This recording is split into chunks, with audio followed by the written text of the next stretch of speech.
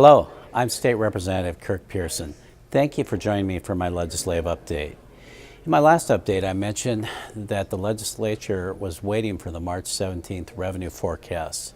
What that forecast revealed is that revenue fell nearly $780 million short of expectations. That means the current spending gap is roughly $230 million, and the 2011-13 budget has a spending gap of more than $5.1 billion.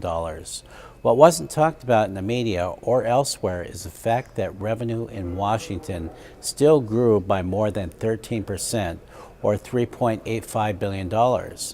Unfortunately, spending promises made over the past several years continue to outpace tax collections.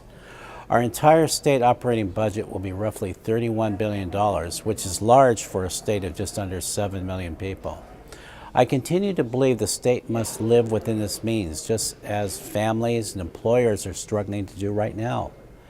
With the legislative session scheduled to end on April 24th, budget leaders must get to work on solutions that will make our budget sustainable over the long term without raising taxes and fees. I'll update you soon on any new changes.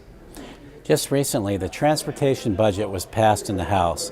The total budget is $8.9 billion, which I supported, and included many projects in our 39th legislative district.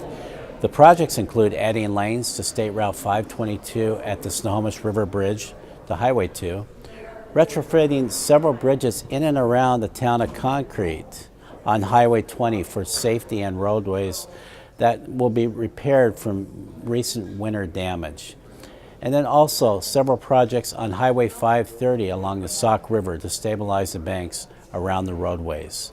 There are also intersection safety improvements on State Route Highway 9 at 172nd Street and Northeast at 84th Street Northeast. These are just a few projects on our list. In fact, our district has one of the longest project lists in the state, which will be good for job creation as well as ensuring safer roadways. If you'd like to see the entire list, please call my office. Finally, as many of you know, I've been working with the governor and local correctional staff as the investigation and independent review reports on the tragedy at the Monroe Correctional Complex continue. The independent review of the National Institute of Corrections gave us 15 recommendations to improve the safety and procedures at our state correctional facilities. I have taken the recommendations and introduced House Bill 2036 to implement them.